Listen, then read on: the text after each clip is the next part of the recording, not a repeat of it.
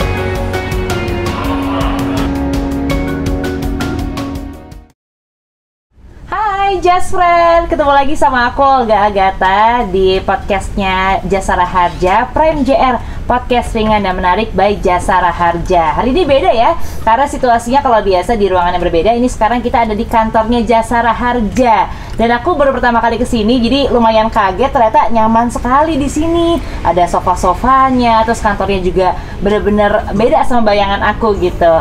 Dan di episode kali ini kita nanti bakal ngobrolin tentang investasi untuk tabungan emas. Dan sebelumnya aku juga pengen ingetin kalau giveaway-nya masih ada loh.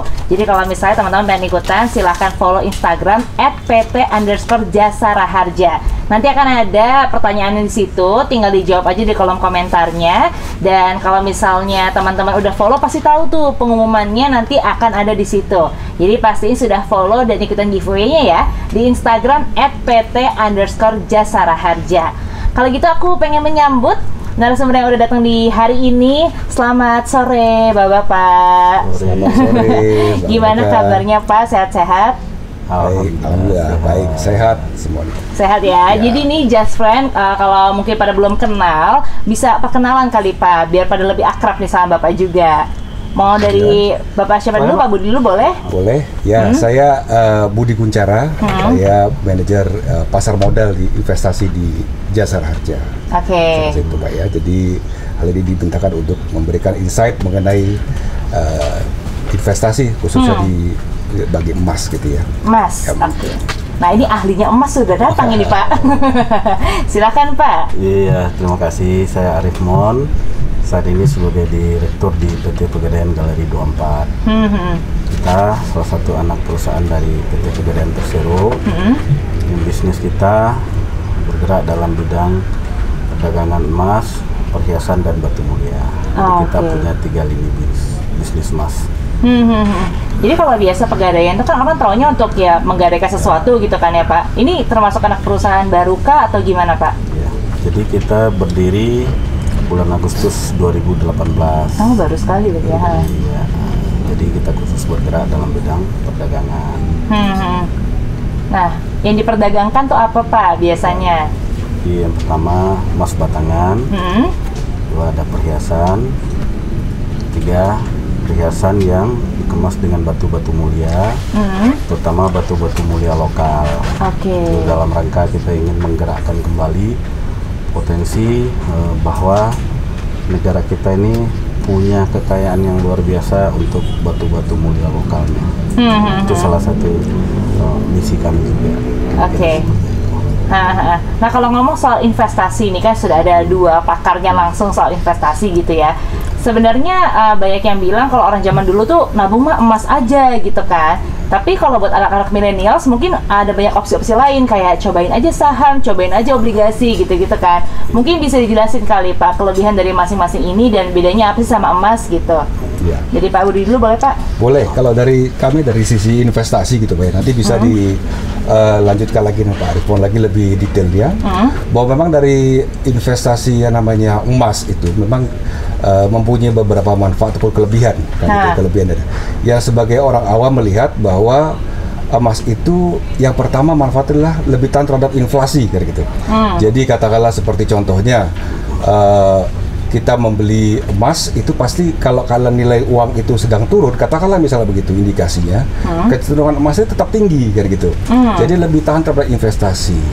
Itu yang pertama. Yang kedua adalah dari sisi awamnya adalah melihat bahwa emas itu mudah untuk dijual, untuk jual beli kan gitu, cairnya gampang. Seperti kalau misalnya kita membeli deposito, kita investasi deposito, itu lebih cenderung kita harus menunggu sampai jatuh tempo. Tetapi kalau emas itu katakanlah seperti Pak Arifmon tadi katakan, untuk jual beli emas batangan logam mulia itu bisa dijual kapan saja kan gitu, kapan saja, dan bisa lebih cair kapan kita memerlukannya kan gitu. Kalau saya dari sisi investasinya melihat seperti itu. Oke. Detail mungkin Pak Arif lebih gitu. Gimana Pak? Kalau dari emasnya sendiri tuh gimana tuh Pak? Ya benar yang dikatakan Pak Budi tadi. Lebih pasnya mungkin kita bisa bilang emas ini salah satu portofolio untuk melindungi nilai uang ya Pak. Betul Pak. Melindungi nilai uang.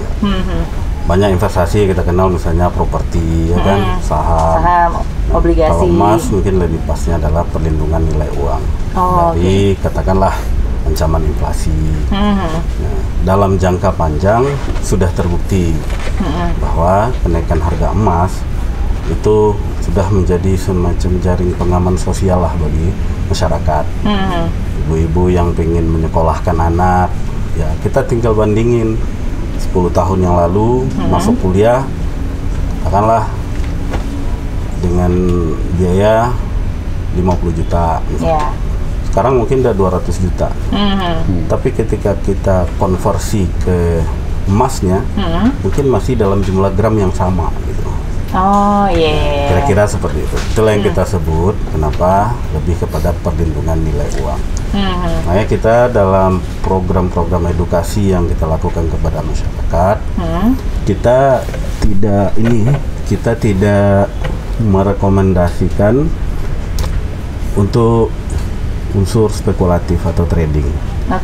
Kalau yang pengen beli pagi sore udah dapat untung, ya mungkin dia lebih baik saham biasanya kalau kayak gitu bursa berjangka.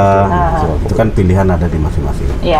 Tapi kami berada dalam komitmen ingin melakukan edukasi bahwa dalam jangka panjang emas terbukti lebih ampuh. Sehingga banyak pertanyaan kepada kami, kapan dong bos waktu yang tepat untuk beli emas? Iya itu tuh. Terus kapan waktu yang tepat buat jual emas? Kita jawabnya simpel aja. Waktu yang tepat buat beli emas saat ada uang. Waktu yang paling pas buat jual emas saat butuh uang. Simpel kan? Karena sangat liquid tadi. Sehingga kita tidak rekomen beli emas kalau untuk tujuan spekulatif. Kita lebih baik melakukan edukasi secara logik kepada masyarakat. Tapi kalau ingin perlindungan uang, terutama dalam jangka panjang, sangat-sangat kita rekomen. Kira-kira seperti itu. Nah kalau zaman orang tua kita tuh kan biasa menyimpan emas dalam bentuk emas batangan ya Pak ya. Nah tapi sekarang banyak nih mulai dari rekening buat nabung emas gitu kan. Itu tuh sistemnya gimana sih Pak? Sama kayak nabung di bank biasa kah atau gimana? Jadi sebenarnya tabungan emas ini prinsip dasarnya adalah beli dan kemudian dititip. Jadi kalau di Pegadaian tuh kan beli emas ke galeri, rekening titipan dibuka di Pegadaian. Sehingga saldonya juga muncul dalam bentuk kuantitas, dalam bentuk gramnya. Itu sangat mudah, tinggal download aplikasi Pegadaian Digital Service, ikuti panduan di situ, udah bisa registrasi. Kemudian tahap berikutnya ingin melakukan aktivasi finansial, ingin top up saldo atau ingin jual saldonya, tinggal daftarkan rekening banknya ke outlet terdekat. Tempat pembukaan rekening. Itu sangat-sangat simpel dan sangat-sangat praktis. Keuntungan tabungan emas adalah kita tetap bisa melakukan perlindungan nilai uang tanpa harus memikirkan risiko penyimpanan. Fisiknya ada di Pegadaian. Dan satu hal kami pastikan adalah di Pegadaian tabungan emasnya fisik barangnya ada dulu, baru kita jual. Jadi kita tidak pernah bermain spekulasi. Itulah galeri salah satu tugasnya menyediakan fisik emasnya. Ada emasnya, beli, kemudian silakan dititip. Kita namakan produknya rekening tabungan emas. Oh, Sangat simpel, terutama buat adik-adik milenial. Itu sangat kami rekomend. Dan setahu saya juga ada cashbacknya gitu-gitu kan, kalau beli ada promo code-nya gitu-gitu ya. Jadi memang sudah sesuai dengan kebutuhan milenial sekali gitu sebenarnya. Kita ingin memudahkan masyarakat secara umum bahwa untuk melindungi nilai uang dalam bentuk emas sekarang sangat gampang. Dan juga nggak perlu nunggu uang terkumpul banyak dulu. Mulai dari 20.000 aja bisa, kira-kira gitu. Nanti tinggal dikonversi jadinya 0,0 berapa gram. Sampai satuan tertentu 1 gram. Kalau mau nyetak juga boleh. Intinya benar-benar kita mudahkan dari sisi cara untuk pembukaan rekeningnya, cara pembayarannya, kemudian ingin top up saldonya atau juga sangat gampang. Agar masyarakat semakin teredukasi bahwa kita perlu nih menyediakan jaring-jaring pengaman di setiap rumah tangga. Ada kondisi-kondisi termasuk juga untuk milenial yang mungkin punya usaha startup, punya usaha-usaha kecil yang mulai berkembang. Kami sering mengamatin problemnya kadang-kadang adalah di manajemen keuangannya. Jadi ketika kemudian usaha berkembang, cash flow-nya udah masuk, uang terkumpul, cenderung tergoda untuk gaya hidup konsumtif. Kita seringlah berinteraksi, punya pengalaman panjang berinteraksi dengan usaha-usaha kecil, usaha-usaha mikro. Begitu usahanya maju, godaan bagi mereka itu sangat berat untuk menahan eksistensi dirinya. Ingin segera memperlihatkan nih, sehingga kadang-kadang ya mohon maaf, motor masih baru ganti motor, mobil masih baru ganti mobil, karena godaan untuk memperlihatkan eksistensi diri. Kadang ada kejadian istri masih baru diganti juga. Nah, artinya kita dengan membuka semakin mudah dalam membeli emas, menabung emas dan sebagainya, sehingga ini mengamankan juga ketika suatu saat usahanya berkembang, bisnis berkembang, butuh modal, ini punya emas nih yang sangat liquid. Karena kadang-kadang usaha-usaha kecil mikro itu ketika usaha berkembang apa dan sebagainya, bukan jatuhnya itu bukan karena prospek bisnisnya yang seret, enggak. Karena modal kerja dipakai buat gaya hidup, gitu ya. Lifestyle yang nggak liquid. Akhirnya ya carilah pinjaman yang akhirnya costnya tinggi.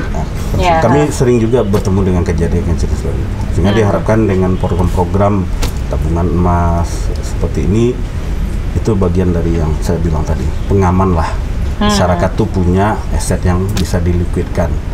Ketika nggak butuh, udah biar aja, nggak usah dijual. Nah, gitu kira-kira filosofinya gitu, Mbak. Kalau dari Pak Budi sendiri, Pak, memang tadi kan dikatakan bahwa ya kalau lagi ada uangnya ya menabung lah gitu kan. Tapi mungkin ada tips-tips nggak sih, Pak? Mungkin pembagian keuangan itu baiknya gimana gitu? Ya, kalau dari pembagian keuangan sebenarnya tergantung dari bagaimana kita menyikapinya gitu. Jadi memang ada beberapa investor-investor yang mempunyai tipe-tipenya gitu. Ada tipe yang memang risk taker, ada juga yang risk averse seperti itu. Tapi kalau bagi kita kan di sini hanya paling tidak mengedukasi masyarakat gitu. Bagaimana untuk jangan bersifat, Pak Arisman tadi bilang jangan bersifat seperti konsumtif kan gitu. Jadi kita harus melihat dari sisi milenial inilah kita coba untuk memasukkan edukasi bahwa untuk emas ini seperti emas yang kata Pak Arisman, memang dia mempunyai karakteristik yang berbeda dengan lainnya, tetapi mempunyai risiko yang kecil. Risiko kecil itu pertama. Yang kedua, dari sisi tadi saya juga menarik Pak Arif bicara masalah emas, tapi saya nanti mau tanya lagi mengenai jual belinya seperti apa, Pak. Gitu, jual beli seperti apa? Apakah nanti saya beli di sana atau nanti saya jual di sini? Nanti mekanisme seperti apa? Nanti Pak Arif dulu.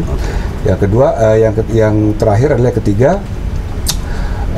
Dari sisi memang kalau kita investasi emas itu tidak perlu ada yang namanya pengetahuan khusus kan gitu. Pengetahuan khusus, jadi simpel sekali, semua orang masyarakat luas tuh bisa melakukan seperti itu. Lain halnya kalau misalnya kita berinvestasi saham atau mungkin obligasi lainnya, itu ada fluktuasinya, ada namanya technical, fundamental dan segalanya. Tapi emas itu kita simpel aja berbicara bahwa kita beli emas di saat lagi harga turun, kan harga turun kita beli, kita simpan, kalau naik kita beli, kan sesimpel itu gitu loh. Jadi bagi milenial hal ini sesuatu yang mudah untuk untuk mudah dicerna oleh mereka gitu. Jadi memang Galeri 24 ini saya tadi 2018 ya, baru mungkin hampir 2 tahun ini Pak ya, yang sudah spin off dari Pegadaian, memang buat saya sih suatu alternatif yang baik untuk dilanjutkan gitu ya. Saya rasa itu. Oke, nah ini juga menjadi pertanyaan sih Pak. Tadi kan Bapak bilang kalau harga turun ya kita beli gitu kan. Tapi kalau misalnya saham kan kita bisa belajar, oke, kira-kira harga turunnya kapan nih. Nah kalau emas tuh taunya gimana Pak caranya Pak? Ya memang kalau volatilitas harga emas ini banyak faktor ya Bu ya. Dan kita sampai saat ini nggak bisa memprediksi. Apakah minggu depan akan naik? Kita paling hanya bicara tentang indikasi, proksi. Misalnya nih yang lagi sangat menarik nih, saat ini prediksi para ahli ya, saya nggak berani bilang pakar ya, kita sendiri kita nggak gitu, tapi kita hanya rajin mencari referensi. Nah, di Amerika lagi pilpres nih, kalau yang menang Biden katanya, itu dana stimulus akan kenceng. Kalau dana stimulus kenceng, likuiditas di pasar itu akan membanjir. Ketika likuiditas membanjir, itu yang terjadi ancaman inflasi akan tinggi. Itu kan ilmu dasar aja ya Pak Budi ya. Ketika likuiditas membanjir, ancaman inflasi meningkat, ya otomatis orang akan nyari safe haven. Safe haven itu yang kira-kira tidak tergerus oleh inflasi. Impact dari Biden menang tuh katanya bisa meningkatkan harga emas. Tapi belum tentu juga. Ketika misalnya ini ditemukan vaksin COVID oleh Pfizer, beda lagi gitu nanti ya.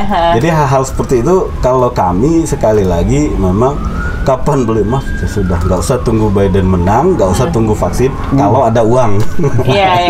Kira-kira seperti itu Mas. Mungkin jadi itu prinsip makanya kita nggak mau juga memastikan itu nggak boleh. Nah, kita mengedukasi aja ke masyarakat. Dalam jangka panjang terbukti. Pada dasarnya semua investasi baik. Paham apa? Dan ilmu investasi yang paling dasar itu juga kan jangan taruh telur kita dalam satu keranjang gitu ya Pak Udi ya. Nah, makanya kita dari sisi kita edukasi karena kebetulan bisnis kita emas. Kita berkolaborasi juga dengan teman-teman di pasar modal. Kita berkolaborasi bahwa kita harus beri pilihan semakin banyak ke masyarakat agar budaya investasi, budaya melindungi nilai uang semakin tinggi. Sekaligus ya jangan jor-joran untuk lifestyle. Itu poinnya. Kira-kira gitu. Mungkin kalau orang zaman dulu mikirnya emas mah nggak kebeli, toh sekarang bisa dengan harga lebih murah pun bisa udah mulai menabung emas gitu ya. Tugas kita menyediakan berbagai metode, menyediakan berbagai denom, sehingga masyarakat bisa ukur. Gua 1 gram aja deh. Itu pun di Pegadaian bisa dicicil sampai 2 tahun, setahun. Nah, betapa mudahnya sekarang masyarakat bisa beli. Bisa dicicil juga Pak ya? Di Pegadaian itu ada namanya produk mulia. Jadi bisa beli emas secara cicilan. Itu kan nggak berat Mbak jadinya. Kalau 1 juta dicicil 12 kali kan. Betul-betul. Begitu lunas fisiknya langsung kita serahkan. Itu ada produk dari Pegadaian juga namanya produk mulia. Jadi mitos kalau beli emas harus uang banyak dulu, enggak, kita patahkan. Beli emas harus ke toko-toko yang jauh dulu, kita patahkan gitu. Ngomong soal toko juga nih Pak, kan biasa ya gitu kan, beli emas di toko dibentuk jadi perhiasan juga, nanti akan ada ongkosnya. Nah tapi pada saat menjual itu biasa kan jadi pertanyaan tuh Pak, patokan harganya gimana gitu. Nah kalau dari Pegadaian sendiri seperti apa Pak? Jadi kalau Galeri 24 kita selalu dengan standar harga pada saat transaksi. Kita jual pada harga transaksi. Kemudian pada saat ada masyarakat atau customer ingin buyback dengan acuan harga juga pada hari transaksi. Oke, iya. Tapi tentu ketika pembelian kembali tentu ada harga buybacknya. Itu udah umum. Tapi kami pastikan acuan harga adalah harga terakhir pada saat transaksi, bukan harga yang ada di kwitansi. Iya, jadi nggak cuma kira-kira dikurang sendiri kita nggak gitu mau merugikan masyarakat.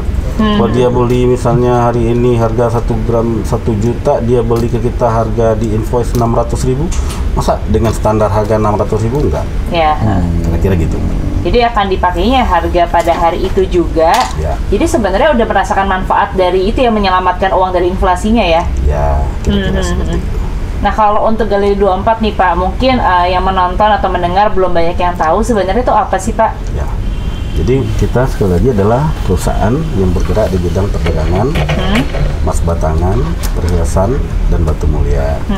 Saat ini kami udah punya jaringan outlet itu 105 outlet seluruh Indonesia. Oke. Jadi kami hadir mulai dari Aceh sampai Papua ada. Ya. Nah, secara digital kita udah punya 3. Satu katalog galeri24.com. Itu kita bisa belanja online di situ. Kemudian kita hadir di Tokopedia. Kita udah ada hadir juga di Shopee. Oh, iya. Jadi kalau boleh kami bilang, mungkin kami satu-satunya perusahaan retail emas yang unik dalam artian kita nationwide, kita beroperasi di seluruh Indonesia dan multi brand. Kita jual berbagai brand. Kalau emas batangan mulai dari brand Antam, brand UBS, brand Lotus Archie, kita punya semua. Kalau perhiasan kita jual berbagai macam perhiasan dari berbagai vendor terkemuka di Indonesia, ada di toko kita. Jadi semua brand ada, dan itu semua yang kita jual adalah melalui quality control yang ketat. Kita memastikan barang yang dijual di seluruh outlet galeri sudah melalui proses quality control yang ketat. Nah, saat ini kami juga kembangkan berbagai varian. Nah, sekarang kan Mas sudah jadi gaya hidup nih Mbak. Wow. Udah ada dalam bentuk souvenir. Wih. Ini sangat menarik nih. Iya. Buat kenang-kenangan bagi teman. Iya ya, misalnya ada teman keluar dari kantor bisa kado yang wedding, yang perpisahan. Ini pun kami bikin gaul nih. Wow. Emas tuh sekarang nggak kaku. Wow, kayak kartu elektronik biasa tapi emas isinya. Nah ini juga sangat menarik bagi adik-adik milenial. Iya. Karena beli emas tuh sekarang udah menjadi lifestyle. Nah itu bagian dari kami membudayakan atau mengedukasi adik-adik milenial kita untuk mulai deh berapapun sesuai kemampuan, jangan habisin buat konsumsi. Iya. Sebagian, kalau yang menarik. Yang di kartu tuh berapa gram tuh Pak? Yang paling atas? Ini ada yang setengah gram. Oh, setengah gram, ya. Yang 24. Nah ini semua kami buat desain-desain yang menarik. Nah, ini yang co-branding galeri. Brandnya udah galeri. Ini lucu sekali buat kado ulang tahun juga bisa ini ya. Gitu. Jadi kan sekarang temanya kan katakan dengan cinta, buktikan dengan emas. Waduh. Gitu. Jadi jangan gombal-gombal doang gitu. Daripada beli bunga 500.000, sayang kan besok udah layu. Mending kasih ini deh setengah gram. Berbunga lagi nantinya kan. Nah, pasti itu bagian dari upaya-upaya kita di Galeri 24 melakukan edukasi. Nah, kenapa kami bilang unik, nationwide dan multi brand? Ada perusahaan-perusahaan perdagangan emas yang lain, dia mungkin punya cabang di seluruh Indonesia, Pak Budi. Ya. Tapi dia hanya single brand. Jadi dia brand dia aja. Ada perusahaan yang jual multi brand, tapi beroperasinya lokal doang. Mungkin hanya di satu kota. Dia punya cabang sih banyak, atau satu provinsi aja. Kalau kita nationwide punya 105 outlet seluruh Indonesia. Jadi tadi Pak Budi sempat nanya, Bapak beli di Aceh, minggu depan Bapak pindah tugas ke Papua, cari aja outlet Galeri 24 di Jayapura. Bapak jual di situ. Dengan harga yang sama, Pak. Dengan harga yang sama seluruh Indonesia dan transparan, karena setiap hari kita update di website. Di transparansi, keragaman harga, kenyamanan bertransaksi, jaminan kadar, mungkin pasnya ke Galeri 24. Iya. Itu menurut kami. Iya. Tapi penting sih Pak untuk standarisasi harga karena ya gitu. Kadang-kadang kita belinya di mana harganya bilangnya berapa, begitu dijual, kok beda gitu kan. Nah kalau misalnya orang udah terlanjur beli dari di luar Galeri 24, kemudian ingin menjual, apakah bisa di Galeri 24 Pak? Saat ini untuk emas batangan kami masih lakukan pembatasan. Oke.